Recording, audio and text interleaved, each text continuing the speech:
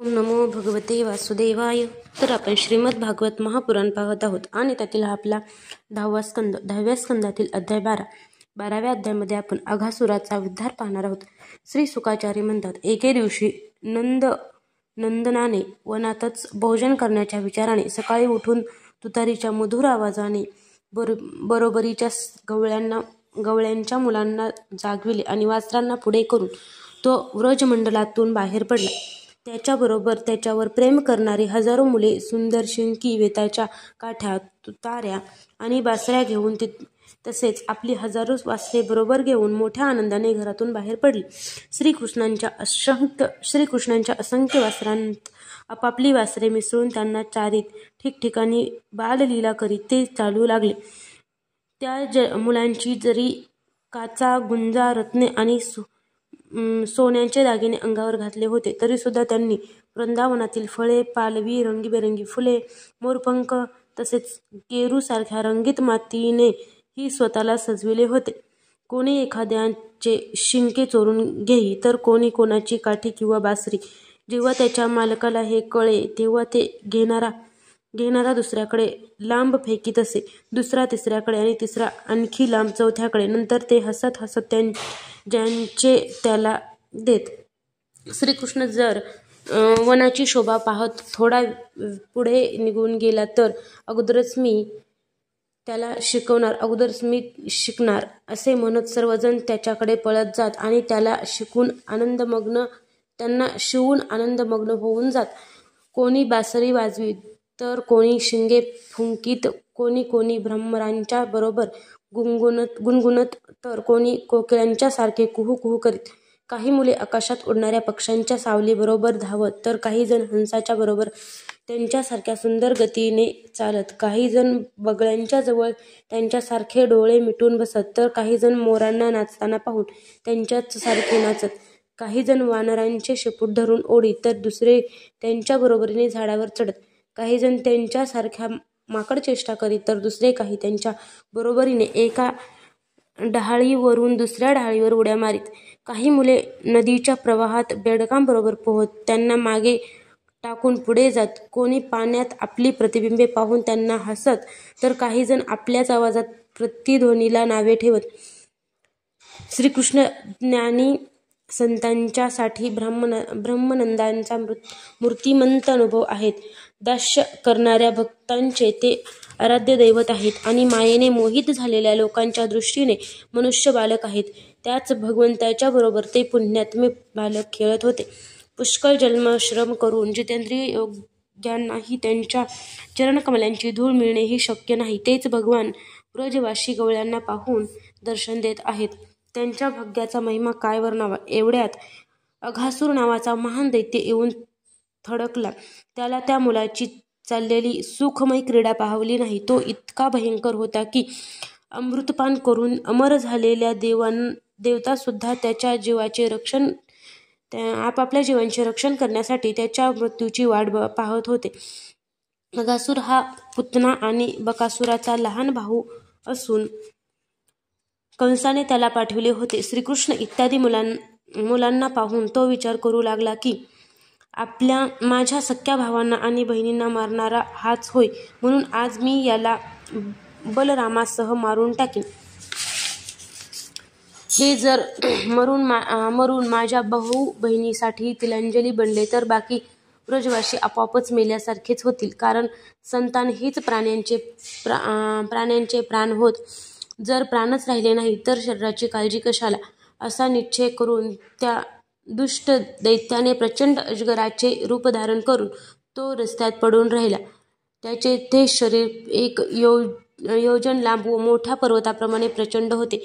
ते अत्यंत अद्भुत होते. सर्व बालकांना गिळून टाकावे या इच्छेने त्याने गुहेप्रमाणे आपले अवाढव्य तोंड उघडून ठेवले होते. त्याचा खालचा जबडा जमिनीला आणि वरचा ओठ आभाळाला टेकला होता. त्याचे जबडे गुहांप्रमाणे मोठे आणि दाढा पर्वतशिखराप्रमाणे वाढत होत्या. तोंडात घोर अंधकार होता. लांबलचक जीभ सडकेप्रमाणे दिसत होती. श्वास तुफानाप्रमाणे आणि डोळे दावाग्नीप्रमाणे धगधगत होते. अघासुराचे असे रूप पाहून मुलांना वाटले की हा सुद्धा वृंदावनाचाच एखादा देखावा असावा. ते गमतीने कल्पना करू लागले की हे अजगराचे उघडलेले तोंड तर नसेल. कोणी म्हणू लागला, मित्रांनो सांगा पाहू, हा जो आमच्या समोर एखाद्या जीवाप्रमाणे बसला आहे तो आम्हाला गिळून टाकण्यासाठी अजगराच्या उघडलेल्या तोंडाप्रमाणे दिसत नाही का? दुसरा म्हणाला, सूर्याची किरणे पडल्याने खरोखरच हे जे लाल झालेले ढग दिसत आहेत ते असे वाटत आहेत की तो याचा वरचा ओठ आहे आणि त्याच आभाळाच्या सावलीने ही जी जमीन लाल दिसत आहे तो त्याचा खालचा ओठ आहे. तिसरा म्हणाला, होय खरेच आहे. पहा ना, या डाव्या उजव्या बाजूच्या गुहा अजगराच्या जबड्यासारख्या नाहीत काय? आणि ही उंच उंच शिखरे तर त्याच्या दाढाच वाटतात. चौथा म्हणाला, अरे मित्रा, ही लांब रुंद सडक तर नेमकी अजगराच्या जिभेसारखी वाटते आणि या पर्वत शिखरांमधील अंधकार तर त्याच्या डोळ्यातील आतल्या भागावरील मात करीत आहे. आणखी एकाने म्हटले, पहा पहा, या अजगराला आग लागल्यामुळे ही गरम जळजळीत हवा येऊ लागली आहे.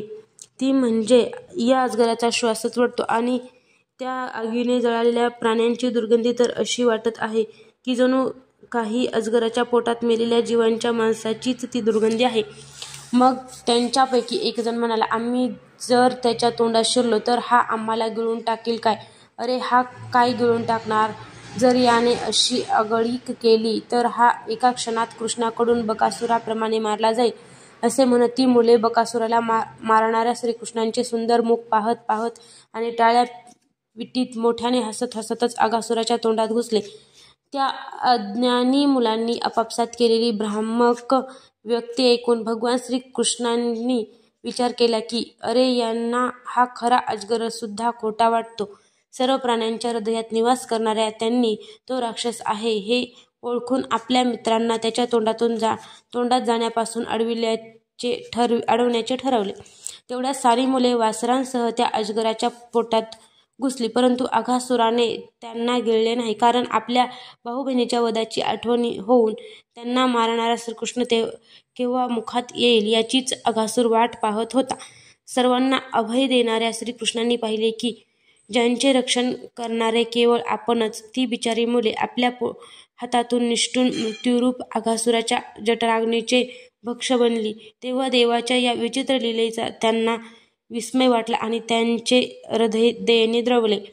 ते विचार करू लागले, आता काय करावे ज्यामुळे या दुष्टाचा मृत्यू तर व्हावा आणि या भाबड्या मुलांची हत्या सुद्धा होऊ नये. ही दोन्ही कामे कशी होऊ शकतील? सर्व काही प्रत्यक्ष पाहणाऱ्या श्रीकृष्णांनी काय करायचे ते ठरवून ते स्वतः त्यांच्या मुखात शिरले.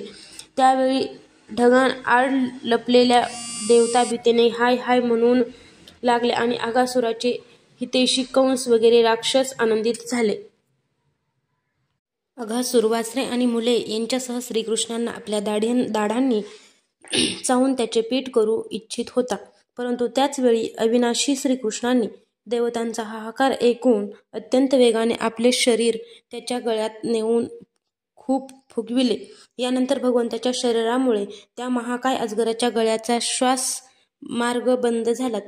बुबुळे उलटी झाली. तो व्याकुळ होऊन इकडे तिकडे वळवळू लागला. शेवटी आतल्या आत रोखला गेलेला श्वास ब्रह्मरंध्र फोडून बाहेर पडला.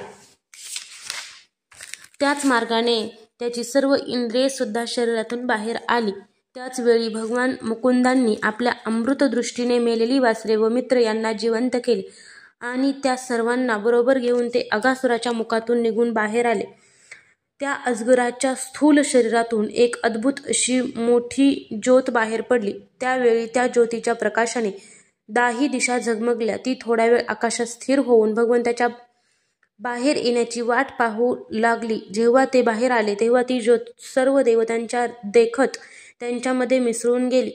त्यावेळी देवतांनी फुलांचा वर्षाव करून, अप्सरांनी नृत्य करून, गंधर्वांनी गाऊन, वादकांनी वाद्य वाजून, ब्राह्मणांनी स्तुतिपाठ म्हणून आणि पार्षदांनी जय जयकार करून अतिशय आनंदाने भगवान श्रीकृष्णांचे पूजन केले, कारण त्यांनी अघासुराला मारून त्या सर्वांवर मोठे उपकार केले होते. ते अद्भुत स्तुतिपाठ, सुंदर वाद्य, मंगलमय गीते, जय जय जयकार इत्यादी आनंदोत्सवाचे अनेक मंगलध्वनी ब्रह्मलोकी जाऊन पोहोचले. ते ऐकून ब्रह्मदेव ताबडतोब तेथे आले आणि श्रीकृष्णांचा हा महिमा पाहून चकित झाले. परीक्षिता, जेव्हा अजगराचे ते अद्भुत कातडे वृंदावनात सुकून गेले, तेव्हा ते व्रजवासियांसाठी पुष्कळ दिवसपर्यंत खेळण्याची एक अद्भुत गुहा बनून राहिले होते. भगवंतांनी हे जे आपल्याला मृत्यूरूप अजगराच्या मुखातून वाचविले होते आणि अघासुराला संसार बंधनातून सोडविले होते, ती लीला भगवंतांनी आपल्या कुमारावस्थेत म्हणजेच वयाच्या 5व्या वर्षीच केली होती. गवळ्यांच्या मुलांनी ती त्याच वेळी पाहिली सुद्धा होती, परंतु पौगंड अवस्थेत म्हणजे 6व्या वर्षी त्यांनी आश्चर्यचकित होऊन व्रजामध्ये येऊन ती नुकतीच घडल्याचे सांगितले. अघासुर मूर्तिमंत पापच होता. भगवंतांच्या केवळ स्पर्शाने त्याची सर्व पापे धुतली गेली आणि त्याला पापी लोकांना कधीही प्राप्त न होणाऱ्या सारूप्य मुक्तीची प्राप्ती झाली. परंतु ही काही आश्चर्याची गोष्ट नाही, कारण माणसाच्या बालकासारखी लीला रचणारे हे तेच परमपुरुष परमात्मा आहेत, जे व्यक्त, अव्यक्त आणि कार्यकारण रूप अशा सर्व विश्वांचे एकमात्र विधाता आहेत. ज्यांच्या कोणत्याही एका अंगाची भावनिर्मित प्रतिमा जर ध्यानाच्या द्वारा एकदा जरी हृदयामध्ये स्थिर केली, तरी तीच केवळ भक्तांना मिळणाऱ्या मुक्ती प्रदान करते. तर मग आत्मानंदाच्या नित्य अनुभवाने ज्यांनी मायेचा निराश केला, तेच अंतरंगात शिरल्यामुळे अघासुराला सद्गती मिळाली, यात काय आश्चर्य. सूत म्हणतात, शौनकादी ऋषींनो, श्रीकृष्णांनी ज्याला जीवनदान दिले होते, त्या आपल्या रक्षणकर्त्याचे हे अद्भुत चरित्र ऐकले, तेव्हा त्याने पुन्हा श्री शुकांना त्यांच्याच पवित्र लीलांसंबंधी प्रश्न विचारला, कारण त्यांच्या लीलांनी परीक्षिताचे चित्त आपल्याकडे आकर्षित करून घेतले होते. परीक्षिताने विचारले, मुनिवर्य, आपण म्हणालात की भगवंतांनी केलेली 5व्या वर्षातील लीला मुलांनी व्रजामध्ये 6व्या वर्षी नुकतीच घडल्याप्रमाणे सांगितली. भूतकाळी केलेली लीला वर्तमान काळाप्रमाणे त्यांनी कशी काय सांगितली? महायोगी गुरुदेव, हे जाणून घेण्याची मला मोठेच कुतूहल वाटून राहिले आहे. आपण कृपा करून मला सांगावे. ही देखील त्या श्रीकृष्णांचीच माया असावी, कारण याखेरीज असे होऊ शकत नाही. गुरुदेव, मी नाममात्र क्षत्रिय असूनही आमचे भाग्य एवढे मोठे की आम्ही आपल्याकडून परमपवित्र श्रीकृष्ण लीला मृताचे वारंवार पान करीत आहोत.